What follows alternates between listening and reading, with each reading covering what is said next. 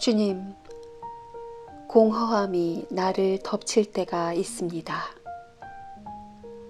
가족의 문제가 힘겨울 때가 있습니다. 원망과 억울함으로 진정되지 않을 때가 있습니다. 주님께 고백할 수 있고 눈물을 쏟을 수 있다는 것이 얼마나 다행한 일이며 감사한 일인지요. 주님, 우리가 몸부림치는 과정이 영혼이 정화되는 시간이며 성장하는 시간이 되게 하소서. 주님, 지금 여기에 머물어 일상의 작은 것에 감사와 기쁨을 느끼며 하루를 살게 하소서. 주님, 한 뜻을 품은 형제 자매와 하나로 연합하여 사랑의 진동을 울리게 하소서. 예수 그리스도의 이름으로 기도드립니다. 아멘.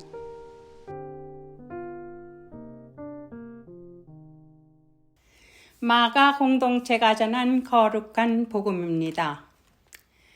내가 진정으로 너희에게 말한다. 사람들이 짓는 모든 죄와 그들이 하는 어떤 비방도 용서를 받을 것이다. 그러나 성령을 모독하는 사람은 용서를 받지 못하고 영원한 죄에 매인다. 예수께서 이 말씀을 하신 것은 사람들이 그는 악한 귀신이 들렸다 하고 말하였기 때문이다. 그때 예수의 어머니와 동생들이 찾아와 바깥에 서서 사람을 들여보내어 예수를 불렀다. 무리가 예수의 주위에 둘러 앉아 있다가 그에게 말하였다. 보십시오. 선생님의 어머니와 동생들과 누이들이 바깥에서 선생님을 찾고 있습니다. 예수께서 그들에게 대답하셨다. 누가 내 어머니며 내 형제들이냐? 그리고 주위에 둘러 앉은 사람들을 둘러보시고 말씀하셨다. 보아라, 내 어머니와 내 형제 자매들이다. 누구든지 하나님의 뜻을 행하는 사람이 곧 내 형제요, 자매요, 어머니이다. 주님의 말씀입니다. 하나님께 감사드립니다. 할렐루야. 하나님 아버지와 우리 주 예수 그리스도로부터 오는 은혜와 평강이 이 자리에 계신 모든 분들과 함께 하시기를 바랍니다. 누구나 살면서 한 번쯤 들어봤을 만한 곤란한 질문이 있습니다. 특별히 가족 간의 재미로 주고받는 질문이 몇 가지 있는데요. 오늘은 제 임의대로 엄선한 공포의 3대 질문을 공개하도록 하겠습니다. 먼저 3등부터 발표하겠습니다. 3등은 엄마가 좋아, 아빠가 좋아입니다. 답이 중요한 게 아니라 답을 고를 때 그 천진난만한 표정을 보고 싶어서 던지는 조금은 짓궂은 질문입니다. 그럼 2등은 뭘까요? 여보는 다시 태어나도 나랑 결혼할 거야 입니다. 만약에 남성분이 이 질문을 받았다면 항상 0.1초 안에 답변이 나올 수 있도록 평소에 훈련해 두시는 게 바람직하리라 생각합니다. 답이 궁금하시면 저에게 메시지를 보내셔도 됩니다. 이제 대망의 1등입니다. 아내와 어머니가 물에 빠졌는데 한 사람만 구할 수 있다면 누구를 구하시겠습니까? 이 질문은 정말 신중하게 해야 되죠. 저는 수영을 못해서 그냥 바로 전화를 걸어야 될 것 같지만 이 질문의 의도는 사실 진짜 그 수상해서 구조하는 상황에 대해서 묻는 게 아니잖아요. 그런데 이 일이 실제로 일어났습니다. 6년 전 중국에서 일어난 실화예요. 먼저 고부간에 크게 싸웠나 봐요. 시어머니하고 며느리하고 서로 죽겠다고 강으로 뛰어들었다고 그럽니다. 말리던 남자는 누구를 구했겠습니까? 이 남성은 자신의 어머니를 먼저 구했습니다. 어머니가 더 연로하시기 때문이라는 이유를 댔다고 합니다. 젊은 아내는 수영을 해서라도 살아날 수 있기 때문이라는 것이었습니다. 천만다행으로 그 남자의 아내도 주변 사람들의 도움으로 구조가 됐다고 그래요. 그 이후에 집에 가서 이 남자가 어떻게 됐을지는 여러분의 상상에 맡기겠습니다. 여러분, 이 질문의 정답은 과연 무엇일까요? 아내와 어머니를 두고 남편이자 아들 입장에서 어떤 선택을 해야 옳을까요? 세월에 따라서 답변도 달라진다고 합니다. 여러분이라면 어떻게 하시겠습니까? 세상의 많은 효자들의 대답은 한결같다고 그래요. 신혼 초에는 이구동성으로 물론 어머니지 라고 말입니다. 그런데 세월이 흘러서 40대가 되면 엄마한테는 절대로 말하지 마라. 당신부터 구해줄게 라고 변한다고 그래요. 물론 저는 수영 잘하는 제 아내가 저를 구해줄 거라고 기대합니다. 그러다가 50줄에 들어선 남자들의 대답은 이렇게 달라진다고 합니다. 아무래도 당신하고 어머니하고 수영을 배우는 게 좋을 것 같다. 요즘 내 몸 하나 건사하기도 힘들다는 거예요. 할 수만 있다면 위험한 물가에는 가지 않았으면 좋겠다는 거예요. 오늘 우리에게 주신 하나님의 말씀 마가복음서 3장에는 가족에 대한 이야기가 나옵니다. 성경은 일반적으로는 좋은 남편이 될 수 있는 혹은 좋은 아내, 좋은 자녀가 될 수 있는 지혜를 가르치고 있습니다. 그러나 오늘 본문을 보면 예수님의 어머니와 형제들이 찾아왔는데 얼핏 보면 예수께서 가족을 외면하는 것 같은 그런 모양새입니다. 사실 은혜롭고 올바른 성경 구절보다 이 가족이 웬수야 이런 세간의 지혜와 맞닿아 있는 것처럼 보이는 게 오늘 본문이에요. 그리스도교 공동체는 지난 2000년 동안 지속되어 왔는데 대부분의 공동체는 사실상 외부의 가족 공동체에게 질타를 받아왔습니다. 이혼을 할지언정 종교는 못 바꾼다 이렇게 버티면서 신앙생활했던 우리 신앙의 선배들의 이야기가 200년 전, 300년 전이 아니에요. 그렇게 멀지 않습니다. 그러나 우리의 신앙생활의 가장 큰 장애물 중에 하나가 상투성이라는 점을 기억하시기 바랍니다. 목회하시는 제 아버지께서 한 번은 저에게 예고도 없이 설교단을 맡기신 적이 있어요. 저는 제 이름이 호명되자마자 일어서서 걸어서 나가면서 본문을 정했습니다. 즉흥 설교를 했는데 감사하게도 성령께서 좀 도와주셨어요. 그렇지만 내용적으로는 상투적인 고백밖에 나올 수가 없습니다. 그래도 정말 감사했던 것은 그 고향교회 교인들이에요. 당시 갓 30살 어린 목사의 설교를 뭔가 막 응원하면서 경청하시는 게 다 느껴지는 거예요. 후원자가 다른 게 아니에요. 이러한 눈빛과 마음으로 좋은 밭에서 목회자를 키우는 교인이 바로 후원자입니다. 지금까지도 저는 좋은 교인 만나는 그런 복을 받아왔습니다. 나날이 말씀의 깊이에 기쁨으로 다가가고 있음을 감사하게 생각하고 있습니다. 이러한 상투성, 이 상투성을 내려놓고 오늘 나에게 보여주시는 새하늘과 새 땅에 대한 기대를 가지고 주님 전에 나오는 게 예배예요. 그런데 보면요, 교인 중에도 달인이 있습니다. 생활의 달인과 같은 교인 달인이 있습니다. 주보를 딱 펴고 설교 제목과 본문만 딱 봐도 무슨 내용인지 아는 달인들에게는 하나님께서 사랑하셔서 잠을 주시는 경향이 있습니다. 늘 깨어서 하나님의 음성에 나의 현을 맞춰 조율하는 마음을 갖는 것이 다름 아닌 경건입니다.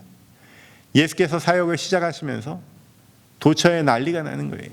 예수께서 처음에는 가버나움부터 시작해서 주로 회당에서 가르치셨죠. 그런데 사람들에게는요, 그보다는 초자연적인 이적과 기사가 더 관심이었습니다. 예나 지금이나 발 없는 말이 천리 가는 법입니다. 이미 예루살렘에서는 대책을 마련하고 있는 중이에요. 율법학자들은 예수에게 올가미를 씌웁니다. 예수가 광야에서 사탄에게 시험당하신 적이 있다는 그 지점을 노립니다. 그것을 빌미로 공작을 펼치는 거예요. 그게 사실은 시험당한 게 아니야. 사탄에게 포섭된 거야. 마귀의 힘을 빌려서 귀신들을 물리치는 거라고, 이런 소문을 내기 시작합니다. 이름하여 바알세불이 들렸다라는 거짓 소문입니다. 바알세불은 가나안 사람들이 섬기던 모든 신 중의 신이라는 뜻을 가지고 있습니다. 높은 저택의 주인, 하늘의 주인이라는 원뜻을 가지고 있는데요. 그런데 구약의 유대인들이 이 듣기만 해도 되게 멋있는 이 이름을 그대로 불러줄 리가 없죠. 절묘하게 좀 바꿔서 바알제붑이라고 불렀습니다. 바알이 신이라는 뜻인데 제붑은 날아다니는 파리라는 뜻이에요. 다시 말해서 파리의 신입니다. 일부러 비하시켜서 부르는 거예요. 이방신이니까. 신앙심이 깊은 이스라엘 사람들 입장에서는 정말 공포스러운 소문입니다. 귀신을 내보낸 사람이 왕귀신이라는 거예요. 게다가 그 또 귀신의 두목의 힘을 빌어서 귀신을 쫓아낸다는 소문까지 돌고 있는 거예요. 모두 율법학자들의 교무요한 술책입니다. 어느 정도 사람들이 영향을 받지 않았을까 싶었을 거예요. 그런데 우리 예수님은 어떤 분이십니까? 이럴 때 보면 되로 받고 말로 주시는 분이세요. 그냥 묵묵하게 선한 그런 분이 아니라 불의를 보면 온 세상 사람들 앞에 톡톡히 교육을 시켜주십니다. 지체 없이 사탄이 어떻게 사탄을 쫓아낼 수 있느냐, 나라가 갈라져서 싸우면 어떻게 나라가 버티겠느냐, 가정이 갈라져서 싸우면 어떻게 그 가정이 버티겠느냐, 이렇게 반문하고 계세요. 일단 예수께서 온갖 병자들을 치유하시고 귀신이 나가는 걸 본 사람 입장에서는 당연히 이 예수님의 말씀에 고개를 끄덕일 수밖에 없습니다. 듣고 보니 그러네. 어떻게 귀신이 귀신을 내쫓겠어. 이 율법학자들의 허술한 공격은 여기서 막히고 맙니다. 이쯤에서 예수님은 결정타를 날리십니다. 먼저 힘센 사람을 묶어놓지 않고서는 아무도 그 사람의 집에 들어가서 세간을 털어갈 수 없다. 만군의 주 여호와 하나님을 경외하며 두려워하던 이스라엘 사람들 입장에서 보면 모든 악의 뿌리까지, 가장 힘센 악까지 뿌리 뽑으려는 예수님의 말씀이 바로 복음이었습니다. 당대 율법학자들이 거머쥐고 있던 악의 구조까지도 비트시는 거예요. 비유가 그저 비유에서 끝나는 게 아니라 본격적인 하나님 나라의 선포로 이어지고 있습니다. 이제 되로 받았으니까 말로 갚아줄 차례입니다. 율법학자들은 자신들의 기득권을 위협하는 예수님의 이 말도 안 되는 놀라운 기적과 이사를 귀신의 짓, 우상의 짓으로 꾸미는데 실패했습니다. 신성을 모독한다고 말해봤지만 부질없었어요. 예수께서는 이어서 말씀하십니다. 내가 진정으로 너에게 말한다. 사람들이 짓는 모든 죄와 그들이 하는 어떤 비방도 용서를 받을 것이다. 그러나 성령을 모독하는 사람은 용서를 받지 못하고 영원한 죄에 매인다. 그 모든 죄도 용서받을 수 있지만, 그 어떤 비방도 용서받을 수 있지만, 성령 모독 죄는 영원히 용서받을 수 없는 죄라는 말씀이에요. 예수께서 하시는 일을 일컬어서 율법학자들이 뭐라고 했습니까? 악령에 사로잡혀서 하는 일이라고 헛소문을 퍼뜨렸잖아요. 그러한 그들에게 대놓고 하시는 말씀이에요. 또한 당신의 정체성을 분명히 하시는 거예요. 악이 아니라 성령 하나님의 능력에 힘입어서 사역하고 계심을 분명히 하고 계십니다. 그런데 바로 그때 예수님의 어머니와 동생들이 찾아옵니다. 가족의 문제가 대두되기 시작하는 대목이에요. 지금도요, 이 인도, 파키스탄 같은 남아시아하고 이 중동 지역, 서아시아에는 명예살인이라는 풍습이 있습니다. 가문의 명예를 더럽힌 자는 법이 아니라 가족 내의 처벌로 단죄한다는 거예요. 한 해의 명목상 5,000명이 사망한다고 하니 실제는 얼마나 은밀히 명예살인과 명예폭력이 이루어지는지는 알 수 없습니다. 예수가 소문대로 악령의 힘을 빌어 귀신을 내쫓고 다니고 있다면 요셉 가족 입장에서는 보통 난처한 일이 아닙니다. 예나 지금이나 가족의 입장은 뭔가 출세하는 것은 좋지만 적당히 하라는 그런 안전 위주의 관점이 많습니다. 그런 의미로 가족들이 찾아왔을 것 같아요. 율법학자나 바리새인은 남이에요. 헛소문을 내서라도 자신들의 사회적 위신을 지키면 그만입니다. 그런데 가족들은 남이 아닙니다. 내부 사람이에요. 그런데 공교롭게도 오늘 본문에 보면 그들은 어디에 서 있냐면 밖에 서 있습니다. 예수를 따르던 공동체는 예수와 율법학자들이 벌이는 그 설전에 따라서 납득하고 고개를 끄덕이면서 혹자들은 통쾌해하고 있을 때 내부 사람이지만 밖에 있는 오묘한 위치의 사람들이 등장합니다. 그것이 바로 가족이에요. 혈연으로 맺어진 인연들은 밖에 서 있는 거고요. 피 한 방울 섞이지 않은 사람들은 예수를 둘러서서 예수를 따르는 공동체를 이루고 있습니다. 예수님은 가족에 대해서 강고한 입장을 취하고 계시죠. 죽은 자의 일은 죽은 자들에게 맡기라. 그리고 나를 따르라. 이렇게 말씀하십니다. 오늘도 마찬가지. 무리가 말합니다. 보십시오. 선생님의 어머니와 동생들과 누이들이 바깥에서 선생님을 찾고 있습니다. 예수님의 대답은 간단합니다. 누가 내 어머니며 내 형제들이냐. 표면만 보면 정말 정없어 보입니다. 그러나 이 질문은 껍데기를 까봐야지 속을 알 수 있습니다. 마치 물에 빠진다면 어머니를 구할 거야, 나를 구할 거야? 이런 아내의 질문과 같습니다. 그때 뭐 수영을 할 수 있네, 없네 이런 현실을 물어보는 게 아니고 더 뭐 연약한 사람들을 구해야 되지 않겠냐 이런 사태 파악 능력을 묻는 질문이 아니잖아요.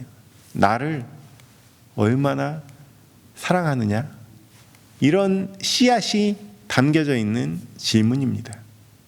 누가 내 어머니며 내 형제들이냐라는 이 되질문에 속을 까보면 뭐가 나올까요?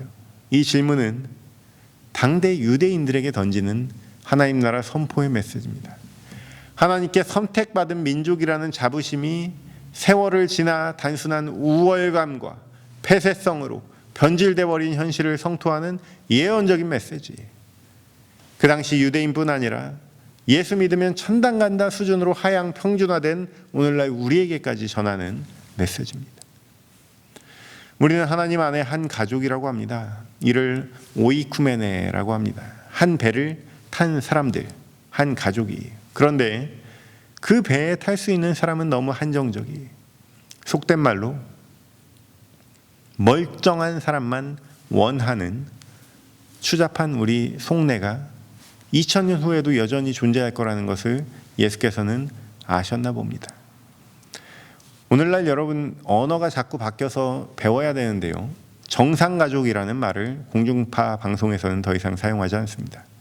청년들을 보면 뭐 자꾸 결혼해라, 뭐 결혼 안 한다고 보채는 일도 점점 하지 않는 게 좋습니다.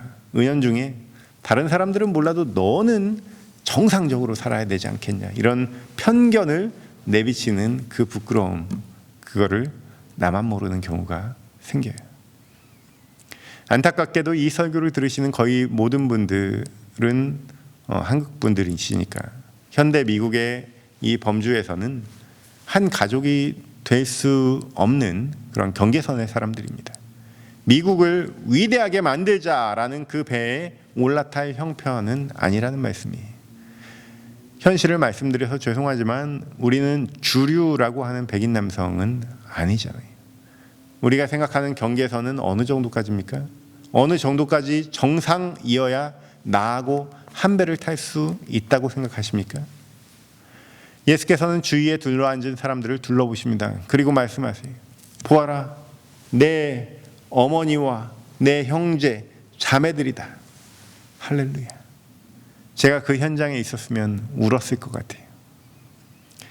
봉준호 감독 같은 사람들이 멋진 말만 해도 눈물이 나는데 예수님이 나를 보시면서 보아라, 내 어머니와 내 형제, 자매들이다 말씀하셨다면 느낌이 어떠실 것 같습니까?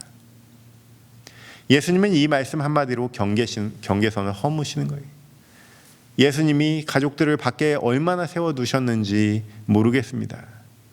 불과 1분도 안 돼서 나가서 얼싸안고 환대하셨으리라 상상합니다. 그 1분 사이에 예수께서 하신 일이 무엇입니까? 가족의 경계, 민족의 경계, 정상의 경계를 허무신 거예요. 기존의 가족 관계를 무시하고 없애는 게 아니라 그 관계성을 확장시키시는 거예요. 하나님의 나라는 점점 자라는 나라입니다.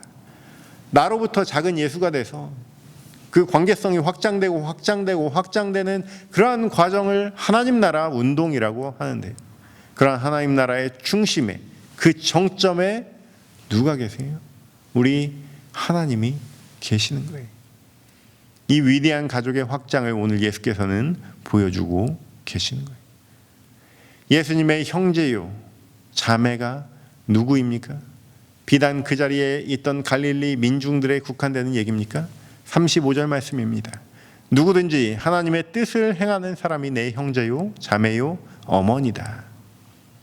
우리는 이민자로서 이미 가족의 확장을 한번 경험한 사람들입니다. 고국의 가족 대신 30년 전, 40년 전에 이곳에 뿌리 내리면서 교회 식구들이 가족이 된 사람들이, 오늘날은 물리적인 경계를 넘어 때론 줌 미팅으로, 때론 카카오톡으로, 때론 SNS로 지내는 그러한 느슨한 관계의 사람들이 가족인 사람들도 많습니다. 이렇게 점차 확장되는 관계 속에서 하나의 패턴이 있어요. 그것은 바로 뜻이 맞느냐 맞지 않느냐예요. 뜻이 맞지 않는 순간 남남입니다. 혈연으로 묶인 가족은 지긋지긋하더라도 끝없이 지지고 볶고 비비고 살아가잖아요. 그런데 확장된 가족은 뜻이 중요한 거예요. 그 뜻도 잘아야 합니다. 우리는 하나님의 뜻을 행하고자 이 자리에 모였습니다. 그런데 1980년의 뜻과 지금 2021년의 뜻이 같을 수는 없는 거예요. 왜냐하면 그 세월만큼 우리는 하나님께서 부어주신 말씀의 양분을 먹고 자랐기 때문입니다. 오늘날 우리가 살아가는 세상은 점차 투명해지고 있습니다. 무엇이 공동의 선인지 어린아이부터 할아버지 할머니 이르기까지 누구나 알게 되고 있습니다. 이제는 우리가 남이가 같은 말은 박물관으로 가야 될 차례입니다. 팔은 안으로 굽지 않습니다. 하나님의 뜻을 품고 한 아버지의 자녀로 서로 보듬고 돌봐주는 것이 바로 우리가 탄 이 배에 탄 사람들이 할 일입니다. 경계를 허물고 내 시야를 넓히면서 하늘의 뜻을 구하는 예수의 사람, 예수의 형제, 자매 되시는 축복을 경험하시기를 주님의 이름으로 축원합니다. 모든 지각에 뛰어난 하나님의 평강이 그리스도 예수 안에서 너희 마음과 생각을 지키시리라. 아멘.